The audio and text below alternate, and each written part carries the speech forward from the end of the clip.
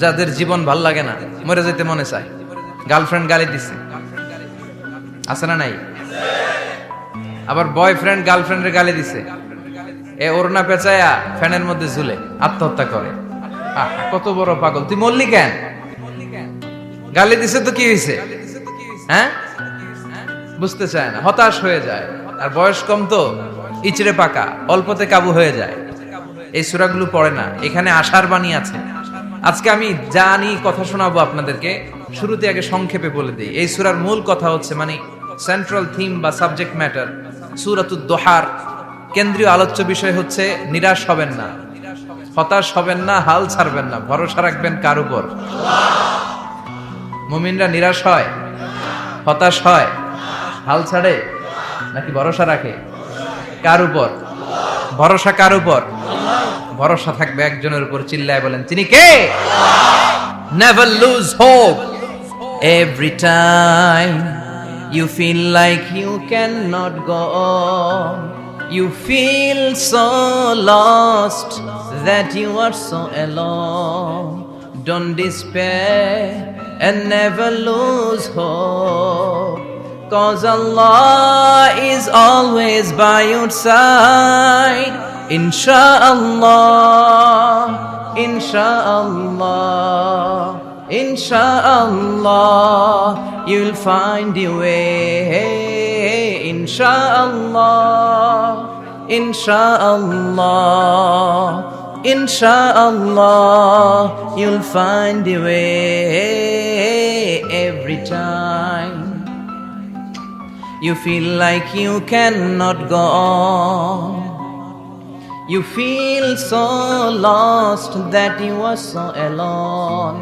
Don't despair and never lose hope, 'cause Allah is always by your side. Insha'Allah, Quran. Insha'Allah, Insha'Allah, you'll find a way. Insha'Allah, Insha'Allah, Insha'Allah, you'll find a way. ঠিক কি না? কি সুন্দর nasheed! Never lose hope, you will find your way. তুমি তোমার পথ খুঁজে পাবে। আমাদেরকে পথ দেখায় কে? আল্লাহ। এজন্য সূরাতুদ দোহার কেন্দ্রীয় আলোচ্য বিষয় হচ্ছে হতাশ হওয়া যাবে না, নিরাশ হওয়া যাবে না, হাল ছাড়া যাবে না, ভরসা রাখতে হবে একজনের উপরে। চিৎকার করে বলেন, তিনি কে? হতাশ যারা, ফ্রাস্ট্রেটেড, আপসেট পিপল, তাদের জন্য, হতাশ ব্যক্তিদের জন্য এই সূরাটা একটা আলোকবর্তিকা, একটা আলোর মশাল। এই সূরাটা পড়লেই হতাশ ব্যক্তিরা মনে শান্তি পায়, আশা ফিরে পায়, দিক ফিরে পায়। ঠিক কি না? এই সূরাটা নাজিল হওয়ার একটা ব্যাকগ্রাউন্ড আছে, শুনবেন। বিষ্ণু ঈসা ইসলামের কাছে যখন ওহী নাজিল হতে শুরু করলো, বিষ্ণু ঈসা ইসলাম ওহীর কথাগুলো পৌঁছে দিতে লাগলেন। যাই নাজিল হতো বিষ্ণুনবী পৌঁছে দিতেন, বিশ্বনবী সাহাবাদের কাছে শেয়ার করে দিতেন। যেটাই নাজিল হতো তিনি পৌঁছে দিতেন, যেটাই, কারণ আল্লাহর আদেশ, ইয়া আইয়ুহার রাসূল বাল্লিগ মা উনজিলা ইলাইক। ও নবী, আপনার কাছে আমি ওহী থেকে যা নাজিল করি সব পৌঁছে দেন, একটাও গোপন করা যাবে? আল্লাহর কাছ থেকে বিশ্বনবী যে সমস্ত মেসেজ, ইনফরমেশন, তথ্য, রেভেলেশন ওহী পেয়েছে, একটাও কি বিশ্বনবী গোপন করেছে? সব প্রকাশ করে গিয়েছে, সব শেয়ার করে গিয়েছে। বিশ্বনবী শেয়ার করতে লাগলেন। সকালে যা নাজিল হয় শেয়ার করেন, দুপুরে নাজিল হয় শেয়ার করেন, রাতে নাজিল হয় শেয়ার করেন, শেয়ার করতে লাগলেন। কিন্তু কি অবাক করা কাণ্ড, হঠাৎ করে এই ওহী আসার ধারাবাহিকতা আল্লাহ বন্ধ করে দিলেন। ওহী আর আসে না, আকাশ থেকে নতুন তথ্য আর নামে না। ঘটনা কি? ওহী আসে না কেন? তথ্য আসে না কেন? জিব্রাইল আসে না কেন? কোন বর্ণনায় এসেছে 15 দিন, কোন বর্ণনায় 1 মাস, 3 মাস, এমনকি 6 মাস পর্যন্ত বর্ণনা পাওয়া যায় যে বিশ্বনবীর কাছে 6 মাস ওহী আসে নাই।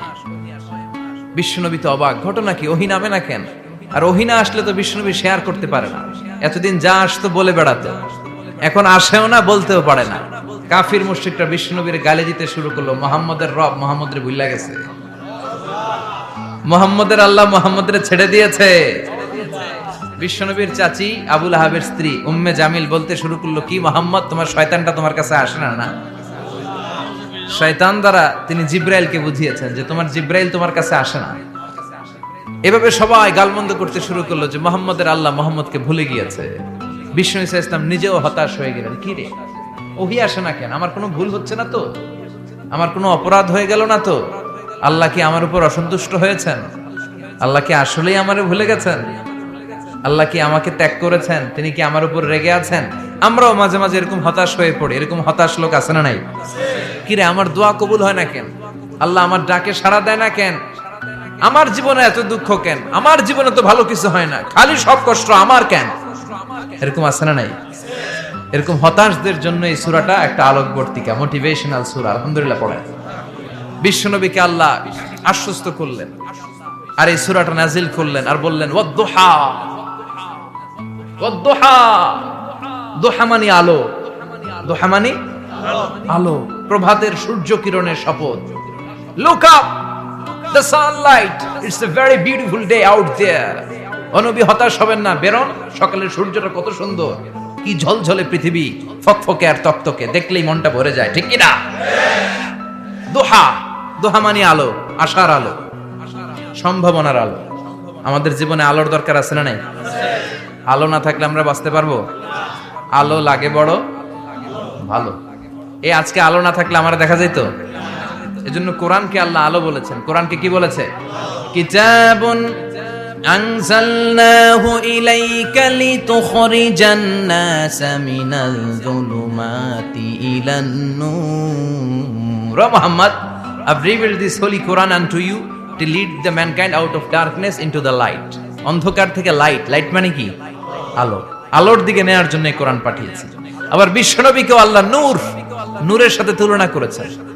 আবার বিশ্বনবী আল্লাহর কাছে নূর চাইতেন, বলতেন আল্লাহ আমার ডানে আলো দাও, আমার বায়ে আলো দাও, আমার সামনে আলো দাও, পিছনে আলো দাও, উপরে আলো দাও, নিচে আলো দাও, আমার দেহে আলো দাও, আমার মাংসপেশির ভিতরে আলো দাও, আমার হাড্ডির ভিতরে আলো দাও, আমার জন্য তুমি আলো দাও। পড়েন আমিন।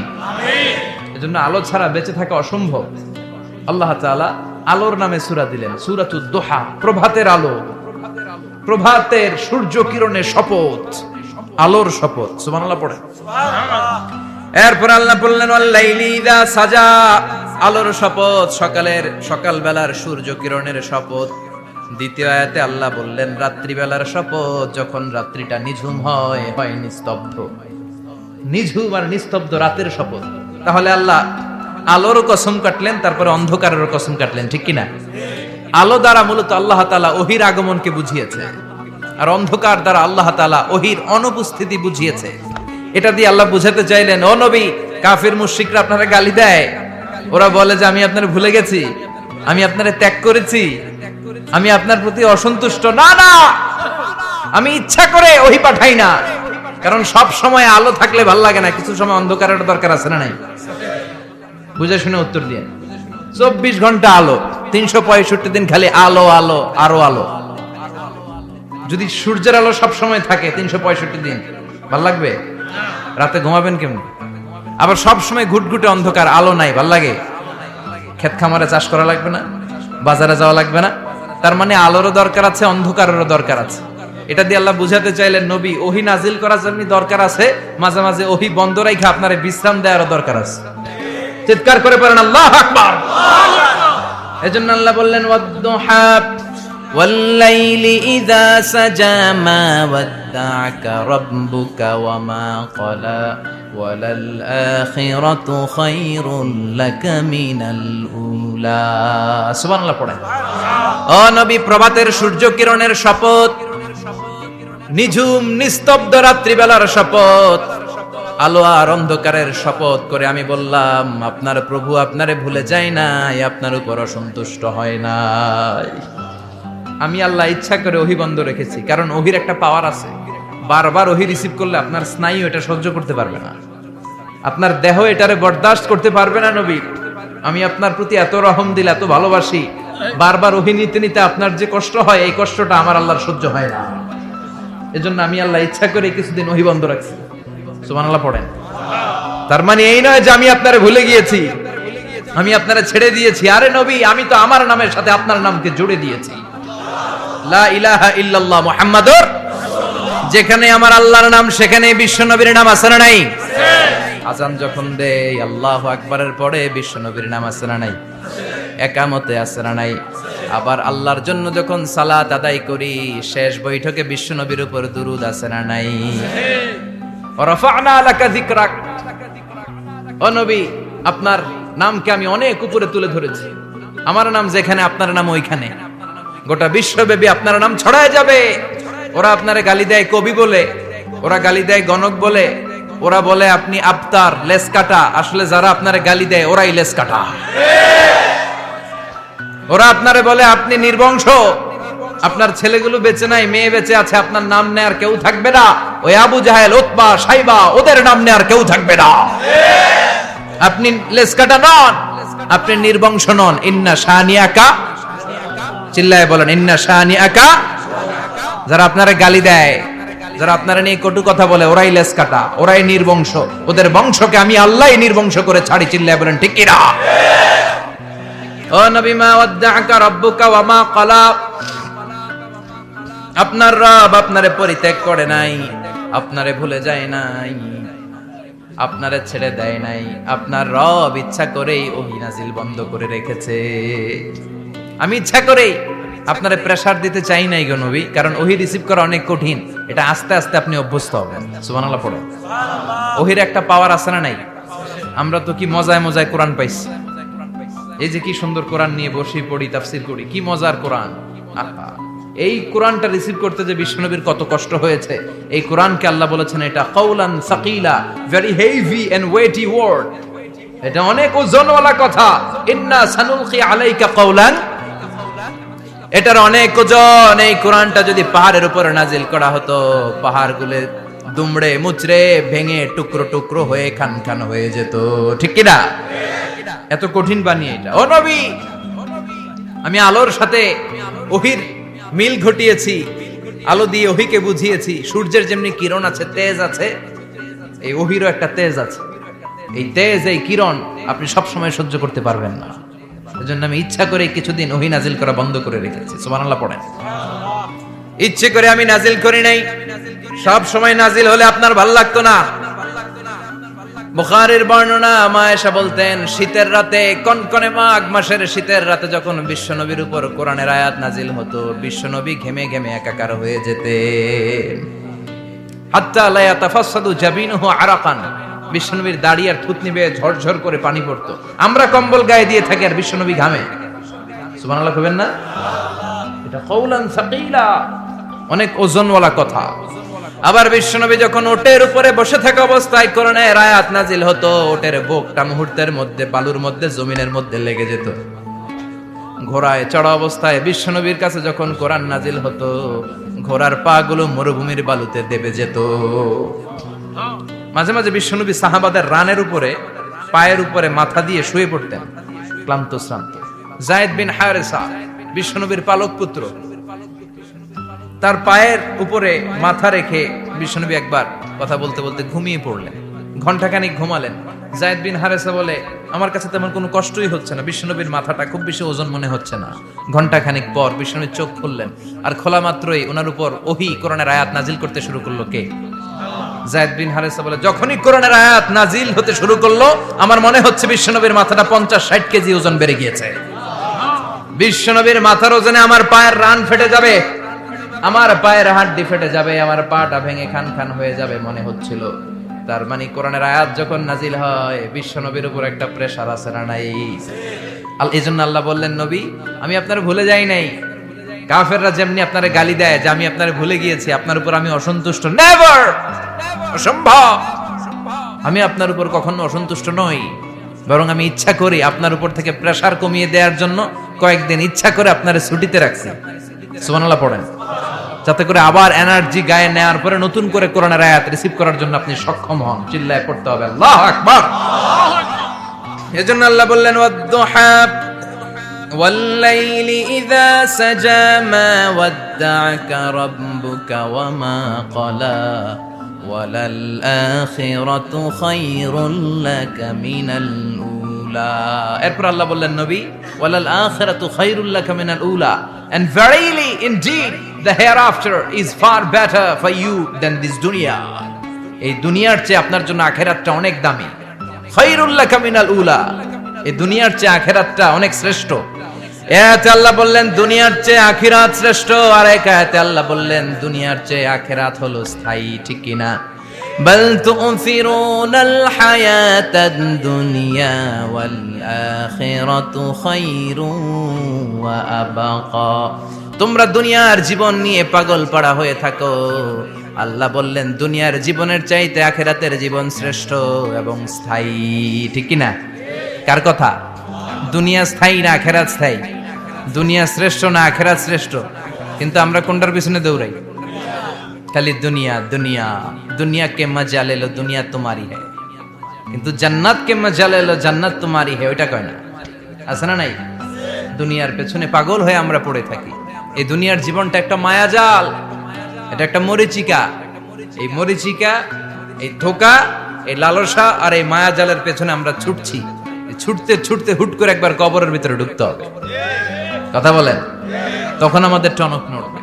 এজন্য দুনিয়া মুমিনদের জন্য শ্রেষ্ঠ আর স্থায়ী জায়গা নয়। মুমিনের আসল জায়গা হচ্ছে আখিরাত। মুমিনের শান্তি আর কল্যাণের জায়গা হচ্ছে আখিরাত। জান্নাত হচ্ছে মুমিনের শেষ ঠিকানা। চিৎকার করে বলেন ঠিক কি না? সেটাই বিশ্বনবীরে বললেন, নবী কাফির মুশরিকদের কথা আপনি কান দিবেন না, ওদের কথায় হতাশ হবেন না, নিরাশ হবেন না, হাল ছাড়বেন না, ভরসা রাখবেন কার উপর?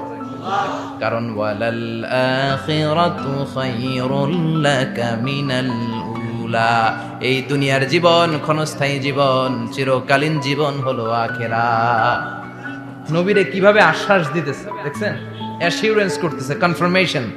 এই সূরাটা যে শান্তির সূরা, মোটিভেশনের সূরা, অনুপ্রেরণার সূরা, ইন্সপাইরেশন যে জায়গায়, প্রতিটা আয়াতে আপনি ইন্সপাইরেশন পাবেন। তো প্রতিটা আয়াতে আপনি উজ্জীবিত হবেন, সজীব হবেন, এনথিউজিয়াস্টিক এন্ড এনার্জেটিক হবেন, আপনি এনার্জি ফিরে পাবেন। আলহামদুলিল্লাহ পড়েন। এরপর বিশ্বনবীর আরো খুশি করার জন্য আল্লাহ বললেন ওয়ালা সাউফা ইউতিকা রাব্বুকা ফাতারদা। ও নবী, অচিরে এমন এমন জিনিস আমি আপনারে দান করব, এগুলো পেয়ে আপনি খুশি হয়ে যাবে। কে বলে? কারে বলে? শুনতেছেন? বুঝতেছেন? কষ্ট হচ্ছে না তো? ওয়ালা সাউফা ইউতিকা রাব্বুকা ফাতারদা। অচিরেই এমন এমন জিনিস আমি আল্লাহ আপনারে দান করবো। ওরা আপনারে গালি দেয়, ওদের কথা আপনার মন খারাপ, আপনি হতাশ, ভয় পাবেন না নবী, হতাশ হবেন না, নিরাশ হবেন না, আমার উপর ভরসা রাখেন না। এমন এমন জিনিস আমি আপনারে দেব, ফাতারদা, ওগুলো পেয়ে আপনি খুশি হয়ে যাবেন। সুবহানাল্লাহ পড়ে। আল্লাহর কাজই হলো বিশ্বনবীরে খুশি রাখা। Verily I'm gonna give you something that will make you happy. এমন জিনিস আপনারে দেব নবী, আপনি খুশি হয়ে যাবেন। আল্লাহর কাজই হচ্ছে বিশ্বনবীর খুশি রাখা। যেখানে বিশ্বনবীর মন খারাপ, ওইখানে বিশ্বনবীর আল্লাহ আছে না নাই? বিশ্বনবীর উপাধি দিয়েছেন আল্লাহ হাবিবুল্লাহ। কি দিয়েছে? আর সাইয়েদনা ইব্রাহিমের উপাধি খলিলুল্লাহ। দুইজনই আল্লাহর প্রিয়, দুইজনই উলুল আজমি মিনার রাসূল। কিন্তু খলিল মানেও বন্ধু, হাবিব মানেও বন্ধু। খলিল মানে এমন বন্ধু যেই বন্ধু আল্লাহরে খুশি করার জন্য কাজ করে, আর হাবিব মানে এমন বন্ধু যেই বন্ধুরে খুশি রাখার জন্য আল্লাহ নিজেই কাজ করে। কি শান, কি মান এই নবীর! আর ওই নবীরে গালি দেয়। এগুলো জাহান্নামের নরকীট আর পিতৃ পরিচয়হীন জারদ সন্তান। As a father, as a teacher, as a commander, as a lawgiver, as a lawmaker, as a reformer of the society, Muhammad is the Superman of the world. উনি সুপারম্যান, উনি অসাধারণ ব্যক্তিত্ব, আনপ্যারালাল পার্সোনালিটি। ওনার জীবনী নিয়ে পড়া শুরু করলে এটা শেষ হয় না। বিয়ন্ডলেস, বাউন্ডলেস, বটমলেস, এটা তলাবিহীন সাগর। বিশ্বনবীর জীবনী একটা সাগর, কিন্তু সাগরের কি নাই? সুবহানাল্লাহ কইবেন না? এই বিশ্বনবীর খুশি রাখা কার কাজ? যেখানে বিশ্বনবী হতাশ, যেখানে বিশ্বনবীর মন খারাপ, বিশ্বনবীর মন ভালো করে দেয় কে? এজন্য আল্লাহ বললেন ওয়ালা সাউফা ইউতিকা রাব্বুকা। অচিরেই আপনার রব আপনাকে এমন এমন জিনিস দান করবে নবী, এগুলো পেয়ে আপনি খুশি হয়ে যাবেন।